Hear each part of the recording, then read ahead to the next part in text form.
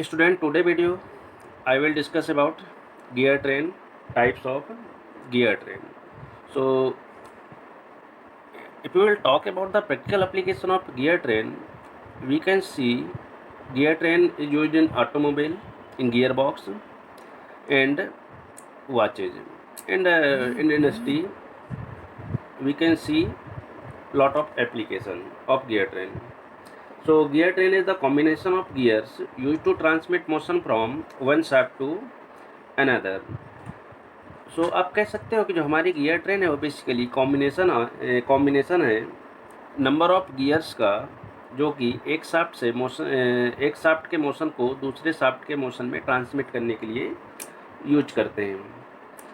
अब जब भी आप गियर ट्रेन का यूज करोगे उस केस में या तो आपको स्पीड रिडक्शन चाहिए होती है या आपको स्पीड को इनलार्ज करना होता है, तो उस केस में भी आप गियर ट्रेन यूज कर सकते हो। So with the help of gear train you can obtain the large speed reduction or increase the speed within the small space. So I am writing here the definition of gear train in one line. Gear train is the combination of number of gears used to transmit motion from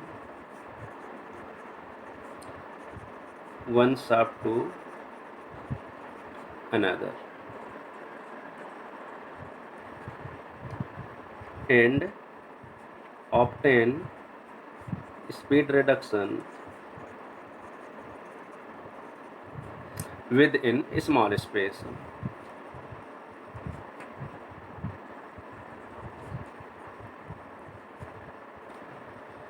सो अगर हम types की बात करें तो types of gear train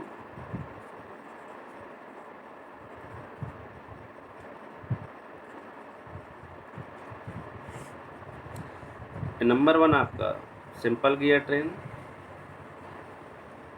number 2 compound gear train,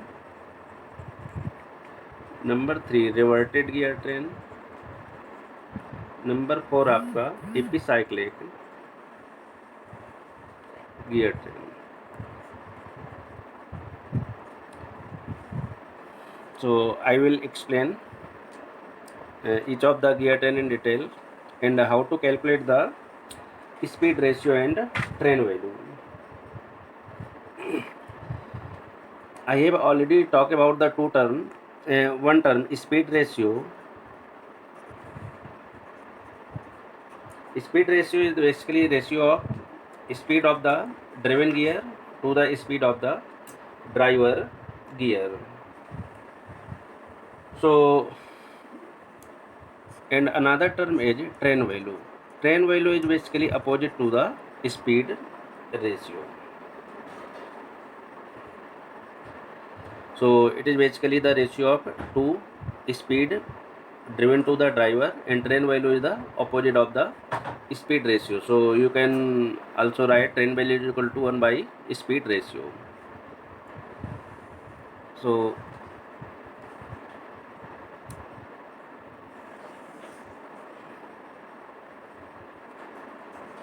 number 1 simple gear train.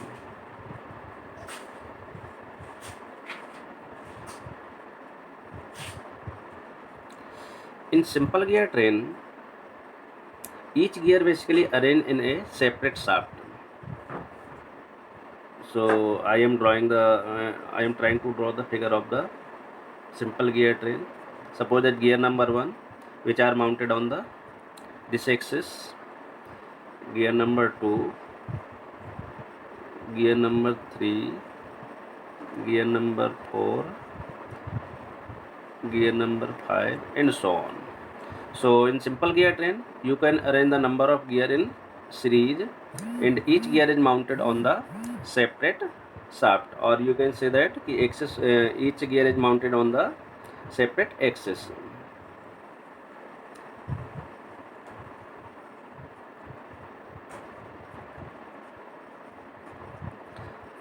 सो यहाँ पर मैं आपको बताऊंगा कैसे आपको इसका स्पीड रेशियो फाइंड आउट करना।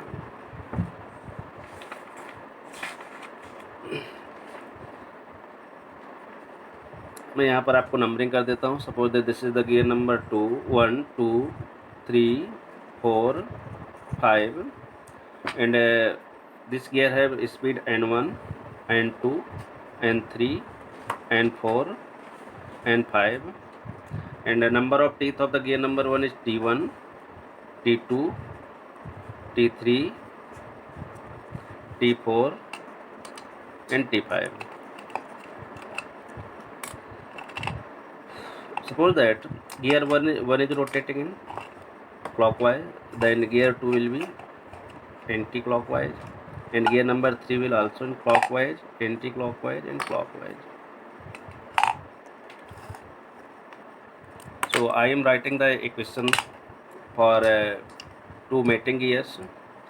So if you want to, you can calculate the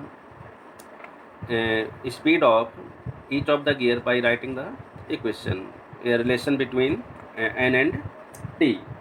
So n2 equal to n1 equal to n2 divide by n1 equal to हमारा कितना होगा t1 डिवाइड बाई t2। पहले भी ये रिलेशन हमने पढ़ रखा है। इसी तरीके से अगर हम 3 और 2 के बीच में रिलेशन लिखें तो ये हो जाएगा हमारा n3 divide by n2 equal to t2 divide by t3 and n4 equal divide by n4 divide by n3 equal to t3 divide by t4 n5 divide by n4 n5 divide by n4 equal to t4 divide by t5। आपको इनको सभी को multiply कर देना है। तो जब भी हम इनको मल्टीप्लाई करेंगे n2 divide by n1 multiplied by n3 divide by n2 multiplied by n4 divide by n3 multiplied by n5 divide by n4 equal to ये नंबर ऑफ टीथ के टर्म में जो आपका आएगा t1 multiplied by t2 multiplied by t3 multiplied by t4 divide by 2 3 4 5 t2 t3 t4 and t5। n2 से n2 cancel हो जाएगा आपका, n3 से n3, n4 से n4। यहाँ पर जो आपका रिमेनिंग बचेगा n5 divide by n1 equal to t2 से t2 t3 t3 t4 t4 the term which is the remaining is t1 divide by t5। So this is the speed ratio of the in this gear. अब यहाँ पर आप visualise कर सकते हो कि जो हमारी गियर 5 की स्पीड है डिवाइड बाई गियर 1 की speed equal to number of teeth के टर्म में क्या है हमारी अपोजिट है। अब यहाँ पर अगर हम बात करें तो जो हमारा स्पीड डिपेंड करता है इस केस में, जब हमारी सिंपल गियर ट्रेन है उस केस में जो हमारी स्पीड डिपेंड करेगी केवल आपका n5 डिवाइड बाई n1 का रेशियो आ रहा, मीन्स फर्स्ट और लास्ट गियर पर केवल आपका डिपेंडेंट है और इंटरमीडिएट गियर पर डिपेंडेंट नहीं है। तो आप सिंपल कह सकते हो कि फॉर सिंपल गियर ट्रेन जो आपके इंटरमीडिएट गियर होंगे वो स्पीड जो हमारी स्पीड रेशियो होगा उसको इफेक्ट नहीं करेंगे। ये केवल आप जो इंटरमीडिएट गियर यूज कर रहे हो केवल आप डायरेक्शन को चेंज करने के लिए हम लोग यूज करते हैं। So that gear is known as idler gear. Simple gear train के केस में जो भी आपके इंटरमीडिएट गियर होंगे that gear is known as intermediate gear. Train value की बात करें तो ट्रेन वैल्यू आपका इसका अपोजिट जाएगा n1 divide by n5 equal to t5 divide by t1। So this is the speed ratio. Train value की बात करें तो n1 divide by n5 equal to t5 divide by t1। This is the train value.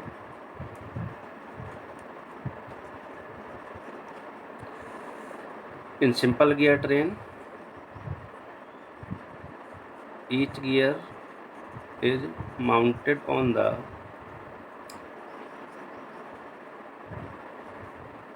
separate shaft।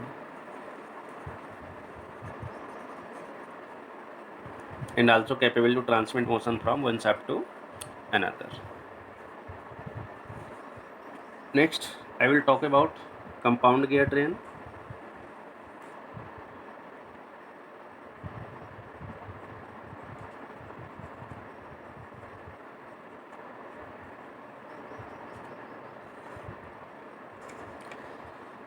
Compound gear train के case में आप कह सकते हो कि इफ एनी शाफ्ट है more than one gear, then it will make the compounding basically if any one shaft have more than one gear, then it will make the compounding of the gears. So in case of compounding gear, two or more gear rotate about two or more gear rotate about an axis with the same angular velocity. आप कह सकते हो कि एक हमारी कोई भी आपकी ये शाफ्ट है और शाफ्ट पर नंबर ऑफ़ गियर हमने 5 माउंटेड किए हैं, तो इन सभी जो 5 गियर्स की स्पीड हमारी क्या होगी, सेम होगी.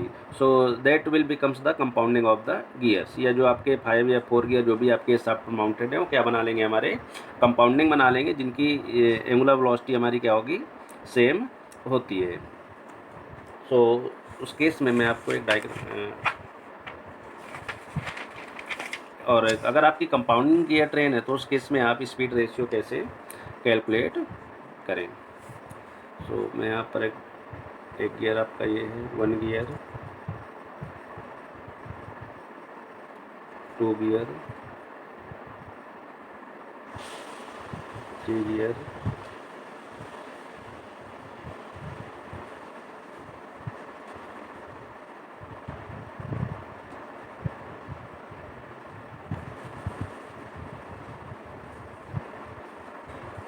'So ये आपका कंपाउंडिंग की तरह अभी हम बात करेंगे. इस गियर की एक्सिस है, ये गियर हमारे इस एक्सिस पर है, ये गियर हमारे इस एक्सिस पर है, और ये गियर की एक्सिस ये है. मैं नंबरिंग कर देता हूँ. गियर नंबर 1, गियर आपका 2 से माउंटेड है. इसके बाद इसी शाफ्ट पर हमारा गियर नंबर 3 भी अरेंज है, और गियर नंबर 3 हमारा गियर नंबर 4 से माउंटेड है, और इसी शाफ्ट पर एक गियर हमारा 5 है, और गियर नंबर 5 हमारा गियर नंबर 6 से माउंटेड है. तो अगर हम यहाँ पर बात करें कि ये जो आपकी एक्सिस है, इस पर आपके 2 गियर हैं, और 2 गियर कौन कौन से, gear number 2 and gear number 3. So we can write here the speed of gear number 2 is equal to the speed of the gear number 3. In the same way in this shaft there are 2 gears, gear number 4 and gear number 5. So the speed of the gear 4 is equal to the speed of the gear 5, and gear number 2 and gear number 3 makes the compounding. In the same way gear number 4 and gear number 5 will also make the compounding. So I am next step I will try to calculate the speed ratio. How to calculate the speed ratio? So I am writing the equation of two mating gears. Gear number 2 is connected to the gear number 1. So N2 divided by N1 is equal to the T1 divided by T2. N1 is the speed of the gear number 2, N2 is the speed of the gear number 2, N2 and N3 will be also equal, and N4 N5 is the speed of the gear number 4 and 5, and N6 is the speed of the gear number 6. In the same way, T1 is the number of teeth on the gear 1, T2 is the gear teeth on the number of gear 2, T3 is the teeth on the gear number 3, and T4, T5 and T6. So N2 equal to N1 divided by T1 divided by T2. So 1 is connected to the 2 gears, and 3 gears is connected to the 4 gears. So N4 divided by N3 equal to, आपको यहाँ पर एक चीज़ हमेशा याद रखनी है, speed ratio हमेशा 2 messing gear के बीच में कैलकुलेट होता है. तो यहाँ पर आपको मेसिंग कंडीशन चेक करनी पड़ेगी. 1 गियर 2 से कनेक्टेड है, 3 गियर 4 से कनेक्टेड है, एंड 5 गियर 6 से कनेक्टेड है, तो हमारा इन्हीं के बीच का स्पीड रेशियो हमेशा कैलकुलेट होगा। So N4 divide by N3 equal to T3 divide by T4। आगे बात करें तो 6 और 5 कनेक्टेड हैं, तो N6 divide by N5 equal to T5 divide by T6। I am going to multiply these three equation. So N2 divided by N1 multiplied by N4 divided by N3 multiplied by N6 divided by N5 equal to 135 T1 multiplied by T3 multiplied by T5 divided by 2 4 6. So T2 multiplied by T4 multiplied by T6. Here N2 is equal to N3 and N4 is equal to N5. That's why uh, N2 is equal to N3 and N4 is equal to N5 because of compounding. So the remaining is N6 divided by N1 is equal to number of teeth on the odd gear T1 multiplied by T3 multiplied by T5 divided by number of teeth on the even number of gear, so T2 multiplied by T4 multiplied by T6. So this is the speed ratio in case of the compound gear train. Next हम बात करेंगे आपका reverted gear train.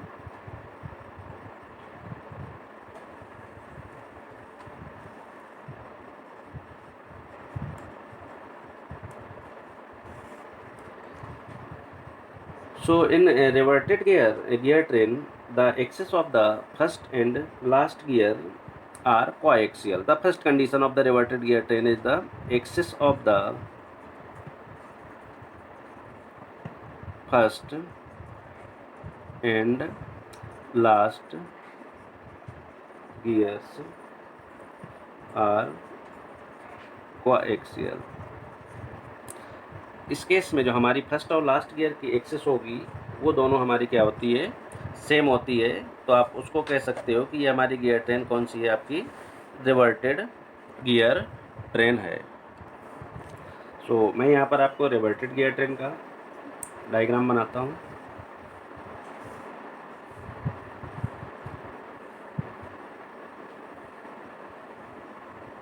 This is the gear number 1,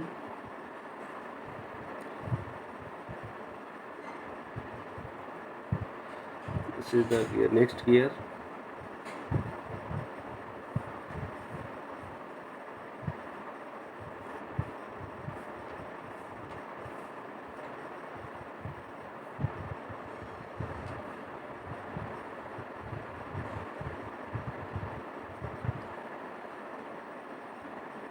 so this is the gear number 1. Gear number 1 is mounted to the gear number 2 and this is the gear number 3 and gear number 4. अब थोड़ा सा मैं इसका नीचे अगर हम बात करें प्लान व्यू,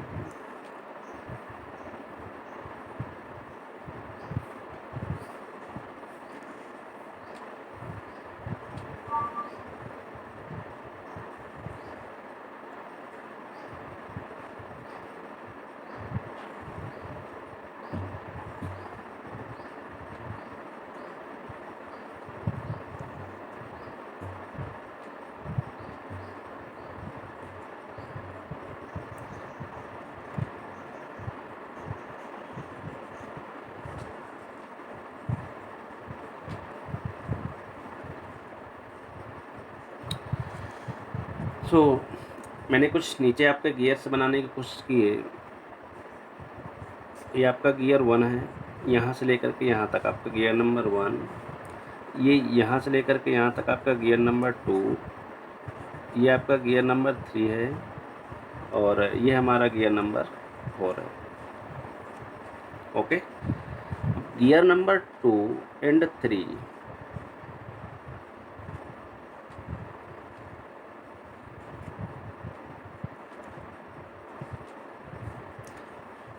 अगर हम यहाँ पर बात करें तो gear number 2 and 3 are mounted on the same shaft, but gear number 1 and 4.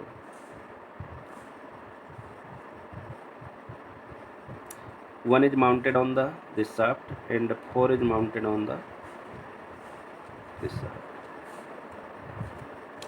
तो यहाँ पर गियर नंबर 2 एंड 3 की जो माउंटिंग कंडीशन होगी वो तो आपका सेम शाफ्ट पर होगा, बट यहाँ पर जो हमारी 1 और 4 की जो दोनों गियर होंगे वो आपके अलग अलग शाफ्ट पर होंगे, लेकिन जो कंडीशन ये होगी कि दोनों आपके सेम एक्सियल होंगे, मीन्स को एक्सियल होंगे, कंडीशन ये है। लेकिन आपके जो माउंटेन होंगे वो सेपरेट शाफ्ट पर होंगे। तो अगर मैं यहाँ पर बात करूँ तो किस तरीके से आप इनका स्पीड रेशियो कैलकुलेट कर सकते हो। अगर गियर आपका क्लॉकवाइज है तो गियर 2 आपका एंटी क्लॉकवाइज होगा, gear number 3 is also anti clockwise and gear number 4 is clockwise direction. अब यहाँ पर बात करें तो गियर नंबर 1 2 से माउंटेड है तो आप इनका स्पीड रेशियो कैलकुलेट कर सकते हो। N2 divide by N1 equal to T1 divide by T2। N1 आपका N2 से माउंटेड है, कनेक्टेड है, एंड 3 आपका 4 से कनेक्टेड है। So N4 divide by N3 equal to T3 divide by T4। आप इनको मल्टीप्लाई कर दीजिए। So N2 divide by N1 multiplied by N4 divide by N3 equal to T1 multiplied by T3 divide by T2 multiplied by T4। यहाँ पर चूंकि 2 और 3 दोनों same shaft पर है तो इनकी स्पीड आपकी सेम होगी, तो आप यहाँ पर लिख सकते हो N2 equal to N3, means 2 और 3 की स्पीड आपकी सेम होगी, दोनों आपके कैंसिल हो जाएंगे। तो N4 divide by N1 equal to T1 multiplied by T3 divide by T2 multiplied by T4। इस मेथड से आप स्पीड रेशियो कैलकुलेट कर सकते हो रिवर्टेड गियर ट्रेन के केस में। नेक्स्ट मैं बात करूंगा आपका एपिसाइक्लिक गियर ट्रेन।